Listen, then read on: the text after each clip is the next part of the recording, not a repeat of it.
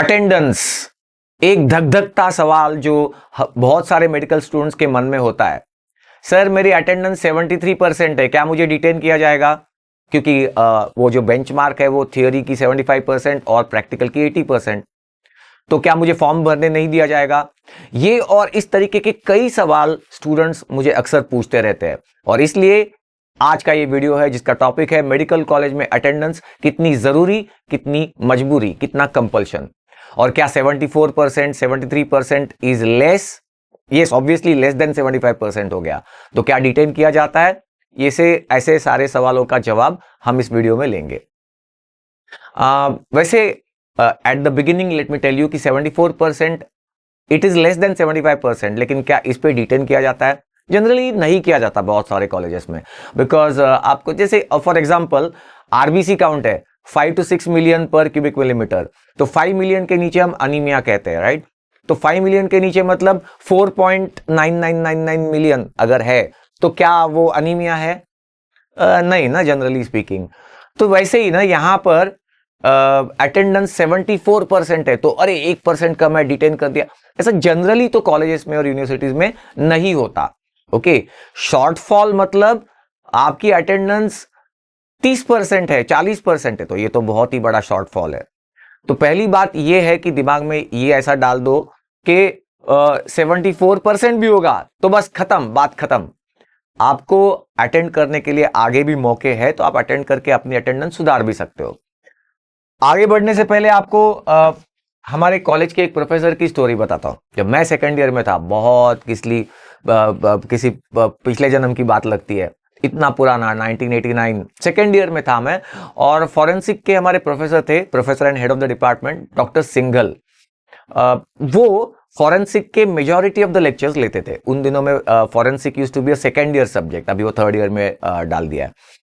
और वो 100% लेक्चर्स वो ही लेते थे, और उनका दावा था कि मेरे लेक्चर्स जिसने भी 90% अटेंड किए हैं उसको सिर्फ आके एग्जाम में अपीयर होना है, फिजिकली एग्जाम में आके प्रेजेंट होना है, वो पर्सन पास हो जाएगा। तो वाव, लेकिन इसमें एक कैच था। ये था कि सिंगल सर हर लेक्चर की शुरुआत में पहले 5-10 मिनट प्रीवियस लेक्चर में जो पढ़ाया उसके बारे में क्वेश्चंस पूछते थे, रैंडमली किसी को भी खड़ा करके सवाल पूछते थे, और अगर उसका आंसर नहीं दे पाया वो स्टूडेंट तो उसको क्लास से भगा देते थे। तो इस डर से कि भाई अगर क्लास से भगा दिया तो अटेंडेंस चली जाएगी, तो इस डर से हर कोई पिछले क्लास का पढ़ के आता था, और पढ़ के आके बैठा, फिर अगला क्लास अटेंड किया, उसका भी पढ़ के फिर अगले क्लास में। तो ऑब्वियसली जिसने इतना प्रॉपरली रेगुलरली पढ़ा हुआ है तो 90% अगर उसने लेक्चर्स ऐसे अटेंड किए तो वो तो पास आराम से हो जाएगा ना, मतलब ऑटोमेटिकली पास ही हो जाएगा। तो ये थी उस अटेंडिंग द लेक्चर्स के पीछे की असली वजह। लेकिन he was a brilliant teacher, यानी ऐसा नहीं कि हमने ऐसे बोरियत में अटेंड किए, he was a brilliant outstanding teacher. उन्होंने बुक भी लिखी फॉरेंसिक के ऊपर, तो काफी popular book, popular teacher. Attend करने से कैसे बेनिफिट हो सकता है, and specially when the teacher is good, इसका ये एक एग्जाम्पल जो मेरे कॉलेज डेज में मैंने देखा था। बट सवाल ये उठता है कि उन दिनों में, बैक इन दोज डेज, जब मोबाइल फोन नहीं थे, कंप्यूटर्स नहीं थे, कुछ भी नहीं था, तो उन दिनों में अटेंडेंस को कंपलसरी रखना, ये समझ में आती है बात, क्योंकि उन दिनों में एक ही टेक्स्ट बुक हुआ करती थी, 1 या 2 हर सब्जेक्ट में, और क्लासरूम में जो बताया जा रहा है उतना ही मतलब हमें बताया जाएगा। बाकी ऐसे मतलब आजकल जैसे वीडियो कंटेंट अवेलेबल है, बाकी भी रिसोर्सेज अवेलेबल है, वैसा नहीं था। तो एक तरीके से वो कंपल्शन हमारे इंटरेस्ट में भी था, है ना, क्योंकि क्लासरूम में पढ़ाया वो नहीं सुना, अगर आप मिस कर गए तो बाद में कौन बताने वाला है, बाद में कहीं अवेलेबल नहीं है वो मैटर, और एक टेक्स्ट बुक से आपको पढ़ना है और नहीं समझ में आ गया तो खत्म बात। तो उन दिनों में समझ में आती थी बात। आज के दौर में भी अटेंडेंस कंपलसरी क्यों है, इसका जवाब बहुत सारे लोग ढूंढते हैं कि भाई आज तो ऐसा तो कुछ नहीं है कि जो लेक्चर में एक्सक्लूसिवली दिया जा रहा है ना, वो सारी चीजें आजकल बाहर भी अवेलेबल है, ऑनलाइन कोचिंग प्लेटफॉर्म्स है, या वीडियो कंटेंट अवेलेबल है, यूट्यूब पर अवेलेबल है। सब जगह वो अवेलेबल है जो क्लासरूम में दिया जा रहा है, तो फिर क्यों कंपल्सरीली अटेंड करने को बोला जा रहा है? आज भी अटेंडेंस कंपल्सरी क्यों रखी गई है? इसकी मुझे दो वजह लगती है कि आज भी अटेंडेंस कंपल्सरी क्यों रखी है। एक तो ये कि इससे आपकी पढ़ाई में एक डिसिप्लिन आएगा, यानी आप अटेंड करो और वो मैटर सुनो, उसके बाद उसको आप बाद में पढ़ सकते हो, क्योंकि कंपल्शन किया गया। देखो बात ऐसी है कि आप जब मेडिकल कॉलेज में जाते हो तो आपको ये फ्रीडम, फर्स्ट टाइम वो फ्रीडम मिला होता है थोड़ा सा, तो ये फ्रीडम का मिसयूज हो सकता है कि आप घर से निकले हो लेक्चर अटेंड करने, कॉलेज में जा रहे हो बोल के, लेकिन कॉलेज अटेंड ही नहीं किया, and you are likely to go astray, मतलब ऑफ ट्रैक जा सकती है आपकी गाड़ी। कंपल्शन है भाई, अटेंड करना है, तो फिर आप जाके अटेंड करोगे ही करोगे। ये एक रीजन है अटेंडेंस को आज भी कंपल्सरी रखने का। और दूसरा एक रीजन है कि भाई अटेंड करोगे, देखो between attending and not attending the lecture is definitely मतलब उसका कोई फायदा नहीं होने वाला आपको। अटेंड करोगे तो 4 वर्ड्स सुनोगे, 4 फ्रेजेस सुनोगे, टॉपिक में क्या है वो आपको समझ में आएगा, तो फिर बाद में आपको थोड़ी आसानी भी होगी। ये रीजन मुझे लगता है कि आपका आज भी मतलब अटेंडेंस कंपलसरी रखने के ये वजह है। क्लासरूम में भले आपको किसी का पसंद आएगा पढ़ाना, किसी का नहीं पसंद आएगा, लेकिन एटलीस्ट क्लासरूम में आपको ये बताया जाता है कि आपको कौन सी चीजें पढ़नी है, कौन सी चीजें आप ओमिट कर सकते हो, किन चीजों पे एम्फसाइज करना है, आंसर्स कैसे लिखने हैं। तो इसलिए ये कंपलसरी रखना आज के दौर में भी ये आपके इंटरेस्ट में ही है। वैसे देखा जाए तो अथॉरिटीज ये भी रिकॉग्नाइज करती है कि अब सब कुछ अवेलेबल है एवरीवेयर, और इसलिए ये कंपल्शन अब ज्यादा कारगर नहीं है। इसलिए they brought up the concept of SDL. ये एसडीएल की कॉन्सेप्ट रिसेंट टाइम में लाई गई है, सेल्फ डायरेक्टेड लर्निंग, कि भाई आप खुद लर्न करोगे, कोई आपको स्पून फीडिंग नहीं करेगा। आप वो खुद टॉपिक्स लाइब्रेरी में जाओ या ऑनलाइन सर्च करो, बाकी रेफरेंसेस ढूंढो। तो सेल्फ डायरेक्टेड लर्निंग ही आया, it's a step in that direction कि इवेंचुअली शायद हम ऐसे प्रोग्रेस करेंगे कि भाई अटेंडेंस कंपलसरी नहीं है, आप ये वीकली असाइनमेंट्स है उतने कंप्लीट करो and then you will be allowed for the final exam. उस डायरेक्शन में हम ग्रेजुअली प्रोग्रेस करेंगे लेटर ऑन। तो ये एसडीएल ये उसकी शुरुआत लगती है मुझे। But right now yes, attendance is compulsory. And कई बार मुझे स्टूडेंट्स ये सवाल पूछते हैं कि टीचर्स को कंपलसरी नहीं किया कि आप अच्छा पढ़ाओ, और स्टूडेंट्स को कंपलसरी किया जा रहा है कि जाके आपको अटेंड करना है। देखिए, आपको ये बात समझनी होगी कि ये जो आपको पढ़ाते हैं टीचर्स, 19-20 का फर्क होता है टीचिंग में, और ये प्रोफेशनल टीचर्स नहीं है in that sense, they are professionally doctors, okay, and they are additionally carrying out this teaching job. तो इसलिए ऐसा हर कोई एकदम आउटस्टैंडिंग ओरेटर, स्पीकर होगा, प्रेजेंटर होगा और एकदम बेस्ट पढ़ाएगा, ऐसा नहीं होगा। फर्क होगा लोगों के टीचिंग स्टाइल में। इसलिए हर लेक्चर में आपको इंटरेस्ट आएगा ये जरूरी नहीं है, लेकिन फिर भी आप अटेंड करो तो आपके इंटरेस्ट में होगा। मेरी फिलॉसफी रही है लाइफ की, आपको ऑनेस्टली बताऊं तो मैंने कभी भी attendance, most of the times in my career attendance ली ही नहीं। मैंने कहा कि आपको आना है तो आओ, सुनने के लिए, समझने के लिए आओ। अटेंडेंस मैं दे दूंगा, सबको अटेंडेंस दे दूंगा, डोंट वरी, लेकिन आना है, बैठना है, लर्न करना है, इस मकसद से आओ। क्योंकि देखो, मैं मानता हूं कि जिसको कंपल्शन से, कोई अगर कंपल्शन से आके बैठा है तो वो वैसे ही नहीं सुनेगा और क्लास को डिस्टर्ब करेगा। तो बेटर है कि वैसे स्टूडेंट्स ना आए। और दूसरी फिलॉसफी ये रही कि आपकी टीचिंग इतनी आउटस्टैंडिंग होनी चाहिए, इतनी एंटरटेनिंग होनी चाहिए, इतनी एंगेजिंग होनी चाहिए कि स्टूडेंट मन से, अंदर से कंपेल्ड फील करे, अरे नहीं, सर का लेक्चर मिस नहीं करना है, वो तो कंपल्सरी अटेंड करना ही करना है।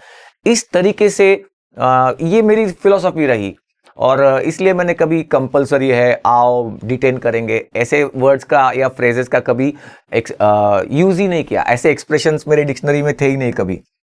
सो टीच वेरी वेल, लेकिन हर टीचर का पढ़ाना अलग होता है, किसी का आपको पसंद आ सकता है, किसी का नहीं आ सकता है, पर आप कंपल्सरी है तो आपको अटेंड करना है। दूसरी बात ये मैं अक्सर देखता हूं कि स्टूडेंट्स बंक करते हैं। देखिए पहले जमाने में हम बंक तो करते नहीं थे, लेकिन अगर किया भी बंक, क्लास कोई मिस किया, तो वो कहते ना आंखों की शर्म टाइप वैसा होता था। यानी हम बहुत छुपते छुपाते निकल जाते थे कि किसी को पता नहीं चले कि मैंने लेक्चर बंक कर दिया है, टीचर खास करके जिस टीचर का लेक्चर है उसको। तो वो एक जमाना था। अभी मैं देखता हूं कि स्टूडेंट्स जो है वो टीचर के सामने से निकल जाते हैं, टीचर आ रहा है और स्टूडेंट्स जा रहे हैं, वो अटेंड नहीं करने वाले। This is not good. तो आप याद रखो, अगर आप बंक कर रहे हो ना, तो भी आपका बिहेवियर कैसा है। देखो medical college is a small world, everybody observes everybody, okay. और किस टीचर को अच्छा लगेगा कि मेरा लेक्चर छोड़ के भाग जा रहे हैं। और इसलिए थोड़ा सा वो आपको एक डिसेंसी इन द बिहेवियर रखना होगा कि भाई बंक कर भी रहे हो तो किसी को पता ना चले, टीचर को पता ना चले। After all every teacher wants कि भाई स्टूडेंट्स आए, अटेंड करे, अप्रिशिएट करे। सो देयरफॉर ये एक बात है। और दूसरी बात कि अगर कोई लेक्चर मिस भी कर रहे हो, तो आपको वो टॉपिक प्रिपेयर करना है बिफोर द नेक्स्ट क्लास। नहीं तो एक विशियस साइकिल सा क्रिएट हो जाता है कि भाई आपने एक लेक्चर बंक किया, उसका मैटर आपको पता नहीं है, और अगले लेक्चर में आप बैठ भी गए तो भी वो प्रीवियस लेक्चर का आता नहीं, तो ये भी समझ में नहीं आ रहा और अटेंड करने का मन नहीं कर रहा, एंड देन वो अटेंडेंस मतलब आपकी वेस्ट ही हो रही है। ये विशियस साइकिल डेवलप होता है। तो अगर आप कोई लेक्चर मिस कर रहे हो, तो अगले क्लास के पहले आपको वो टॉपिक कवर करना है। ये एक अपने लिए आप ये सोच लो। Okay, so 75% in theory and 80% in practicals, this is compulsory. मैं तो कहूंगा प्रैक्टिकल्स में 100% होनी चाहिए अटेंडेंस, क्योंकि प्रैक्टिकल स्किल बेस्ड है। आपको ये बात अब समझनी होगी कि प्रैक्टिकल जो होता है वो आप कुछ पढ़ के गए, रट के गए और वहां एग्जाम में बताया और मार्क्स मिले, ऐसी एग्जाम नहीं है। आपको वहां पे वो स्किल एग्जामिनर के सामने करके बताना होता है, उसके ऊपर मार्क्स होते हैं। तो प्रैक्टिकल का जो स्किल है ना, आप वीडियो देख के एक्वायर नहीं कर सकते। उसके लिए तो आपको प्रैक्टिकल अटेंड करना पड़ेगा। इनफैक्ट अटेंड करने के बाद बार बार रिवीजन भी करनी होगी। तो इसलिए अगर आपने कोई प्रैक्टिकल मिस किया है, तो ये आपकी जिम्मेदारी बनती है कि आप जाओ किसी ट्यूटर को रिक्वेस्ट करो कि ये प्रैक्टिकल बता दे, क्योंकि वो मिस हो गया था, और वो आप रिवाइज कर लो। डिपार्टमेंट में रिक्वेस्ट कर सकते हो कि एब्सेंट था तो मुझे ये प्रैक्टिकल करने दे एज अ रिवीजन।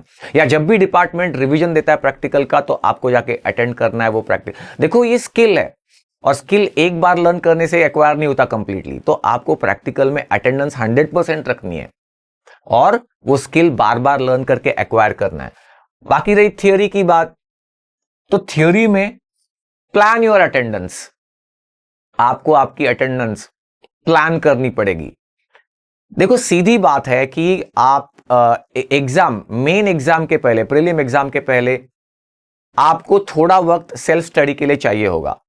यानी देखो कई बार होता है ना ऐसा कि आप लेक्चर अटेंड करते हो और लगता है कि अरे यार वेस्ट हो गया, मतलब इससे तो मैं लाइब्रेरी में बैठ के पढ़ता तो बेटर होता। ये एक्चुअली एग्जाम के, प्रीलिम एग्जाम के पहले ऐसे दिन आएंगे कि जब आपको लाइब्रेरी में बैठ के ही पढ़ना है। अब आप अटेंड कर नहीं सकते, आपका बैकलॉग है, तो उस वक्त आपको ये बंक करने का एक सहूलियत मिले, इसलिए आपको पहले से अटेंड करना है। तो प्लान योर अटेंडेंस कि आप कौन कौन से लेक्चर्स, एक तो आप पहले डिपार्टमेंट्स में जाओ, आपका अटेंडेंस चेक करो, on a regular basis check करो कि आपका अटेंडेंस परसेंटेज कितना आ रहा है। और हमेशा ये कोशिश रहेगी कि आपकी रहनी चाहिए कि 90% के ऊपर हो अटेंडेंस, सो दैट आगे चल के जब देखिए लेक्चर मिस करने की और बहुत सारी वजह होती है।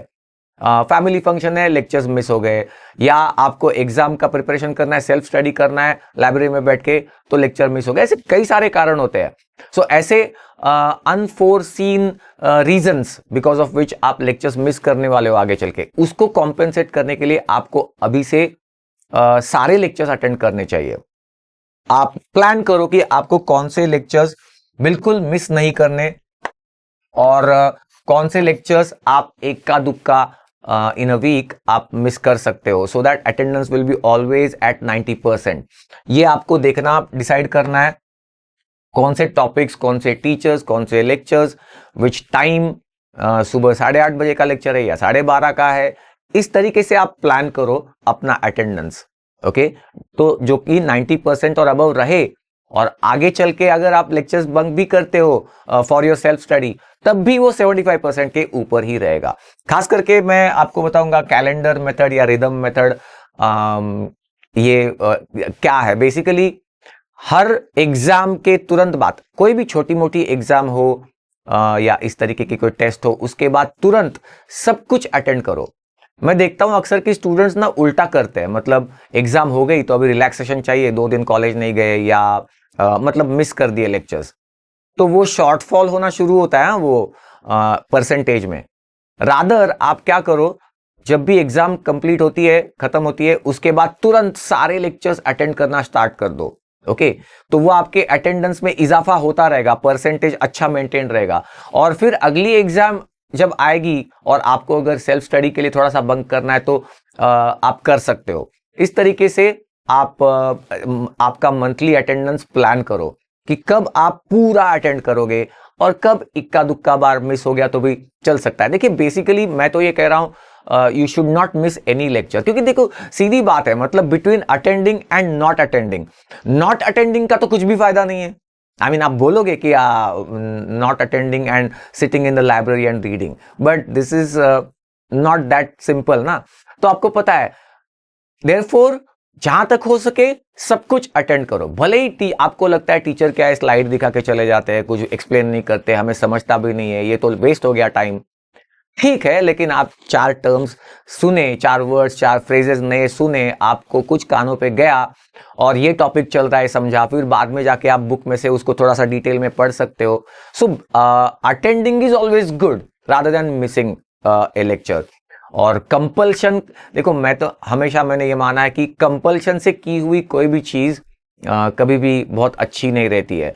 मन से करो तो अच्छी रहती है। तो दिल से आप डिसाइड करो आपको इतना अटेंड करना है, और अटेंड करने की वजह अलग अलग हो सकती है। टीचर अच्छा है, अगर टीचर थोड़ा ठीक ठाक भी है चलो, लेकिन चलो स्लाइड्स देंगे, वो स्लाइड्स ले लूंगा, नोट्स बनाऊंगा अपने, ये सारी चीजें आप अपने लिए तय कर लो, डिसाइड कर लो, और उस हिसाब से आप अपनी अटेंडेंस ऑन पार रखो। और यस, वैसे तो रेगुलेशंस है कि आपकी अटेंडेंस अगर 75% से कम है तो आपको फॉर्म नहीं दिया जाता, लेकिन जनरली स्पीकिंग मैंने देखा है कि how much less is less, उसमें 70% तक भी रही तो भी एक कुशन सा रहता है बहुत सारी यूनिवर्सिटीज में। मतलब फॉर्म एकदम ऐसा शार्प ये नहीं, 74% है तो गया, अब तुमको नहीं मिलेगा फॉर्म, ऐसा नहीं होता मोस्ट ऑफ द यूनिवर्सिटीज में। They give you that much grace percent. So therefore लेकिन ऐसी चीजों पे डिपेंड ही मत करना। देखो मैंने कुछ स्टूडेंट्स ऐसे भी देखे जिनका अटेंडेंस, एक स्टूडेंट है जो 1 बजे के पहले कॉलेज में ही नहीं आता क्योंकि वो 12:30 के पहले उठता ही नहीं, तो पूरे लेक्चर्स उसके मिस होते हैं। तो ऐसा सब कुछ होगा और आपकी अटेंडेंस 20 और 30% रहेगी, इसका मतलब ये निकलता है कि आपको, मतलब आपने कुछ पढ़ाई भी नहीं की है और आपको फॉर्म देने का मतलब भी नहीं बनता। ओके, हाँ ऐसा एक है कि भाई अगर आपकी अटेंडेंस थोड़ी कम है लेकिन एग्जाम्स में मार्क्स बहुत अच्छे हैं, तब जनरली आपको रोका नहीं जाएगा, क्योंकि दैट इज अ प्रूफ कि आपको, मतलब आप यूनिवर्सिटी में पास होने वाले हो, ये एविडेंस है कि आपके सारे मार्क्स अच्छे हैं। सो थोड़ा कम अटेंडेंस बट आउटस्टैंडिंग मार्क्स है तो भी आप, मतलब डरने की कोई बात नहीं रहती जनरली। लेकिन अटेंडेंस 30-40% है, मार्क्स भी ऐसे ही है कुछ, तब तो फिर यस फॉर्म नहीं दिया जाता, आप कुछ भी करो। ये रेगुलेशंस है एनएमसी के, एंड देयरफॉर अटेंडेंस कितनी जरूरी और कितनी मजबूरी, इसमें अटेंडेंस 100% रखना जरूरी है सो दैट आपकी गाड़ी ट्रैक पे रहती है। और मजबूरी अगर बताते हैं कि कंपलसरी है, कंपल्शन किया है, अटेंड करना ही पड़ेगा उतना, उसको वैसे देखो ही ना मत। तो आप एंजॉय करो कि आप ओके ये कंटेंट दिया जा रहा है, ऐसे नोट्स है, इस तरीके से बैठ के आप कोशिश करो कि 100% अटेंडेंस रहे एटलीस्ट पहले 6-7 महीने। उसके बाद अगर आपका शॉर्ट फॉल, मतलब आप बंक करते हो और तो भी चल जाएगा, ओवरऑल मिला के 75% हो जाएगी। सो मेरा आपको यही कहना है कि प्लान योर अटेंडेंस। डिपार्टमेंट में से रेगुलरली आपका अटेंडेंस अपडेट ले लो, कितना है देखा करो। अगर आपको कम लगता है, आपने ज्यादा अटेंड किया है, कम लग रहा है, तो वो भी आप पॉइंट आउट करो उसी वक्त डिपार्टमेंट में कि मैंने इतने किए हैं। एक बात और फाइनली जाते जाते बता दूं, आप नोट्स लिखो लेक्चर में बैठ के, इट बिकम्स एन एविडेंस कि आपने अटेंड किया है। कई बार ऐसा होता है कि आपको लगता है कम अटेंडेंस है, आप जाके प्रूव कैसे करोगे कि आपने वो अटेंड किया था? तो आपकी नोटबुक है, आपने नोट्स लिखे हुए वो दिखा सकते हैं। That's an additional point just so that attendance आप क्लेम कर सकते हो कि भाई कम दिखा रहे। लेकिन रेगुलरली आपकी अटेंडेंस देखो, उसको बेहतर बनाने की कोशिश अभी रखो, सो दैट बाद में मिस भी हो गया किसी भी कारण से तो भी it will be all right. So attendance के बारे में फिलहाल इतना ही। आगे ऐसे और वीडियोस आते रहेंगे, तो it's a good time to subscribe to the channel.